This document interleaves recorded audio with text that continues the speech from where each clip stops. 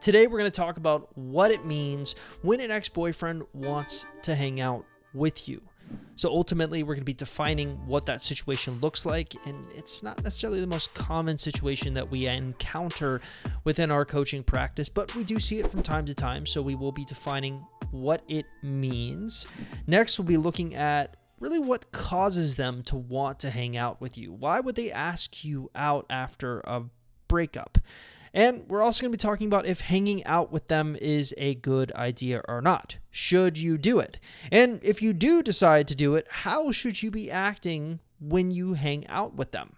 So without further ado, let's just jump right into it. Now, the truth is that it's really not a one-size-fits-all kind of an answer. There are any number of interpretations for what it means when they want to hang out with you, what the intent is behind the ask. Now, the real challenge here isn't necessarily understanding why they're doing it or understanding what it means. Rather, it's understanding which interpretation is real. I've given forth three main interpretations for what it means when an ex wants to hang out with you. They could want you back. They could be just trying to be nice, or they could be trying to set up a friends with benefits type situation. Now, what's interesting is when you look at each of these three encounters or situations or interpretations, each one has almost different symptoms. In many cases, you're going to find the common theme throughout this is you just kind of have to wait and see what their actions tell you. There are some telltale signs that this person's leaning more towards this way or this person's leaning more towards that way. So let's go first with the what it will look like if they want you back. Your ex basically broke up with you. Most of the people here have been through the receiving end of a breakup. Maybe you go through a no contact rule, you stumble across some of our pieces of content, you like what you hear, you start implementing it, and then when you do get back in touch with them, they want to hang out with you. So what it looked like if they wanted to hang out with you because they wanted you back? Well, the first thing you should really pay attention to is if they bring up the past a lot.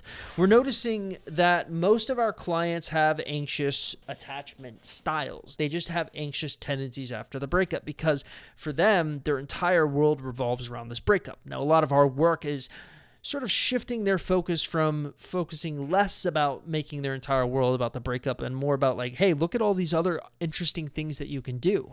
We also know from dealing with these anxious attachment styles, individuals that their exes tend to be avoidant attachment styles. And what's interesting about avoidant attachment styles is they really live for reminiscing. They really live for nostalgia. Oftentimes, we're finding that most of your exes will not begin to actually miss you until they feel safe missing you. And the only way they feel safe missing you is if they feel like you've moved on from them or that you don't want them back anymore. Then they give themselves permission to miss you.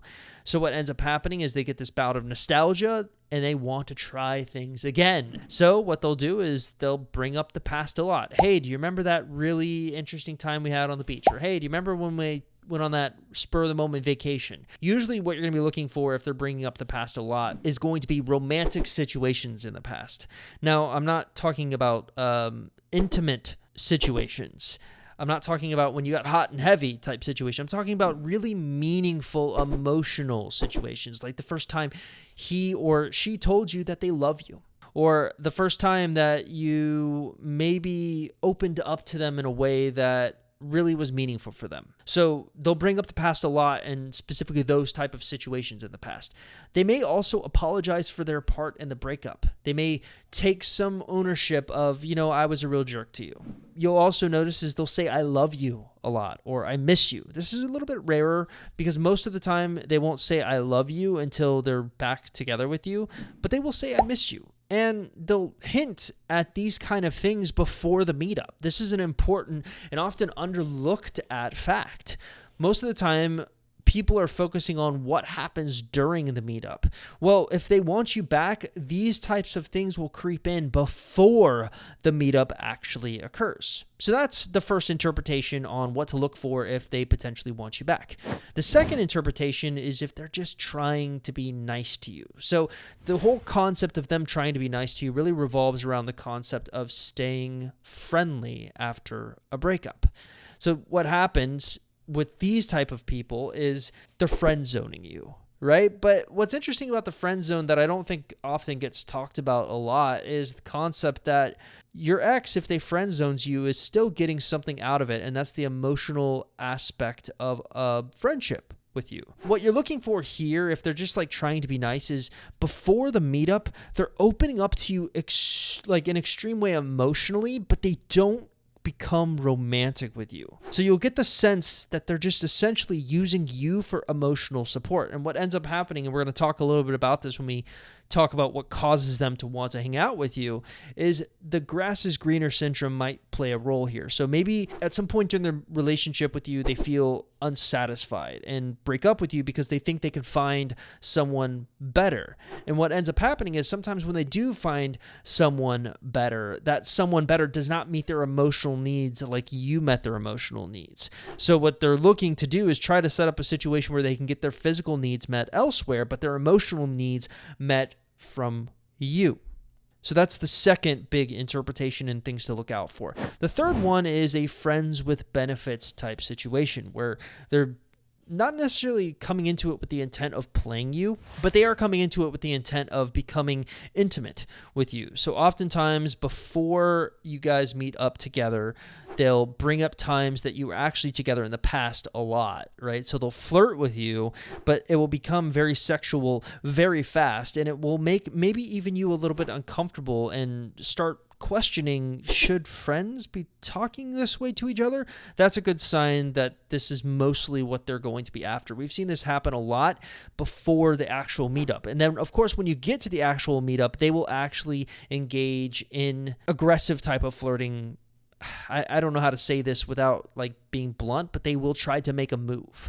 Oftentimes, what's interesting is and this is mostly women listening to this podcast, but a big sort of aspect of the dating area for men specifically is the pickup artist niche. And it's always interesting because I always think, I never try to excuse any concept that I think can help my clients, right? So what was interesting is a few years ago, I took a look at like, okay, well, what are these pickup artists recommending? And can we use any of the things like on a reverse area towards the men that my clients are trying to get back? And what's interesting is this idea of kino flirting came up, right? So kino flirting is like where you're progressively ratcheting up the intensity of physical touch on a date. So like if you imagine on a date, you start with the slightest physical touch, a hug, right? And then maybe you slowly touch their hand like in a gesture when you're telling a story. Then maybe you start holding hands and it just continues to progress from there. What you're actually looking for if your ex is trying to create a friends with benefit situation is this subconscious kino flirting. So subconsciously what will happen is on the date, they will begin touching you in these ways. It will start out light. The intensity will become more and more intense as the date goes on. And then eventually they will ultimately try to make their move. Now, I don't think I need to say this, but I'm going to say it just to cover my bases. We do not believe in sleeping with exes before you actually get a commitment. We find that if you do end up with a friends with benefit situation, it's actually among one of the most difficult situations to get out of. All right, so let's switch gears here and talk a little bit about what causes them to want to hang out with you. And I kind of already gave the answer away a little bit earlier when explaining the interpretations, but we're finding that a huge reason or a huge motivation for why your ex-boyfriend will want to hang out with you after the breakup is the grass is greener effect. I think you can make one big blanket statement about all breakups in that usually they occur because one or both parties thinks that they can find someone else to better meet their needs. This is the very definition of the grass is greener effect, right? So they sit there and think, well, I can find a better alternative to you. I can find someone that meets my needs better than you, and I'm going to prove it. And this is also a little bit of that where that winning the breakup concept comes into play as well. A lot of times people with the grass is greener syndrome want the grass is greener to be on the other side so badly because it means that they were right, that their decision does not have to be lived with regret. Of course, what ends up happening is usually it's a 50-50 proposition. Sometimes the grass isn't greener on the other side. And when they realize the grass isn't greener, they have to walk this really tight tightrope where they are not admitting that they were wrong for breaking up with you, but also knowing deep down that they regret their decision. So you have this paradox that exists where on the one hand, they want to keep their pride. They want to make sure that they did not make a mistake. But on the other hand, they're having extreme regret because they're realizing how much they miss you. And so oftentimes what ends up happening is there's this slow progression towards them asking you out. And we think this is one of the big causes that makes them want to hang out with you. And I do think you can sort of loop in the interpretations that we talked about as well. If they want you back, this is certainly the case. If they're just trying to be nice, there's even a grass is greener effect there because they're looking for emotional needs to get met. If they want friends with benefits, again, you have a grass is greener effect because they're really looking for their physical needs to get met. So they're regretting their decision to leave you. Now, let's get to the rub. Is hanging out with them a good idea? This one's a hard one to answer because really it depends where you are in the process, right? So one of the things that I talk a lot about on the podcast, the articles, the YouTube channel, even the program is the concept of the value ladder. Right, so the value ladder, if you can imagine, if you don't know what it is, the best analogy I can give you is imagine that you have a ladder up against a house, right? In order to climb the ladder, you have to take each step one by one, right? This is the way you should be approaching trying to get an ex back if that's the approach that you want to take. Well, let's back up. You start out first with the no contact rule, right? And then after that, you start off with something very, very light, where you're just text messaging them back and forth and building a connection through text messaging. Then after that connection has been built through text messaging, you advance up and start calling on the phone or mixing in phone calls or FaceTime or Zooms with them to try to ratchet up the tension. I think also sending them videos can be included here, or sending them voice notes can be included here. Once enough attraction has been built up, then you meet up with them. Non-romantic / little romantic way, and then after enough of those meetups have happened, then you go on your first true romantic date. And if you're able to go through that progression, 9 times out of 10, if you're a female, your ex will ask for you back. Though we do have sort of a protocol for what to do if you are in a situation where your ex is too cowardly to ask for you back. Now, this is where it gets difficult because what essentially is happening with this topic, where your ex-boyfriend wants to hang out with you, is they are skipping to the top of the value ladder. So here's my approach. My approach is this is truly a gut decision, but I think, in my opinion, you should not hang out with them during a no contact rule unless they specifically state they want you back. That's the one caveat. Other than that, a no contact rule has to be finished and completed in order for you to consider hanging out with them. But ideally, in a perfect world, what we want is to build up some anticipation for that meetup up so they want to hang out with you. And the best way to do that is, let's assume you're in a situation where you finish the no contact rule, you get back in touch with them, and then your ex immediately wants to hang out with you. Do you say yes or no? Well, you kind of do the middle of the road approach where you say yes, but then you reschedule. What I mean by that is you say yes, but reschedule to a later date immediately. Say, I would love to, I'm busy on this day. Does this day work for you instead? It does two things, really. The first thing is it really tests to see how much your ex-boyfriend really wants to hang out with you. The second thing is it gives you more time to continue building a connection so that you can kind of come into this with some type of momentum. What happens if you don't do that, though? Well, we have seen it work out. I'm not going to sit here and lie to you. In some cases, we've had people completely disregard the advice that I just gave, immediately hang out with their ex immediately asks for them back. But in over 70% of the cases, it doesn't work out. Why? It doesn't work out because ultimately your ex-boyfriend is looking for some type of need to get met. Either usually they want an emotional need met or a physical need met. Once those needs are met, once you hang out with them, the chase is over. They've gotten what they've looked at and they are thinking to themselves, I didn't really want her back anyways.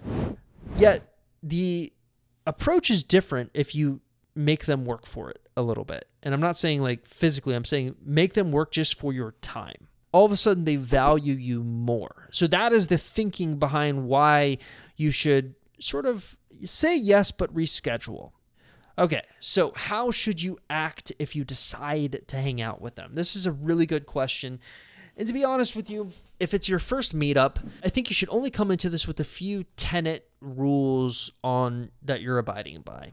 You know, if you come into this with a script of exactly what you're going to say, it usually ends up being super awkward and not so efficient. Instead, come into this with only a few guidelines. The guidelines are you're not going to really bring up the past relationship. If they bring up the past relationship, don't like pretend it didn't exist. Acknowledge it and then change the subject and say, yeah, I'd really like to talk about where we are right now. Or I'd really like to talk about, something else interesting. I don't know. Think of something. The second big rule that you want to do is you should always look great. Show them what they're missing out on.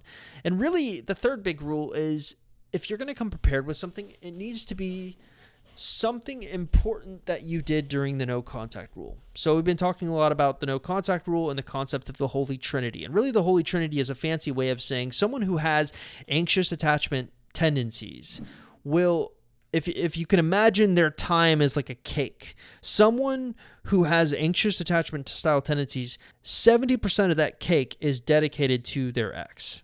30% is dedicated to all the other aspects of their life. What we're really trying to get you to do during the no contact rule is to make your ex only 30% of the cake and the rest of your life 70% of the cake. That's what we're trying to get you to do. And then what you're doing with your time should be noteworthy enough to mention. You just need to come into the date or the hangout or the meetup with that type of a mentality. Just talk about what you've been doing without your ex and don't rub it in. Just make it like really interesting. Talk about one aspect. And usually that's enough. So that's going to do it.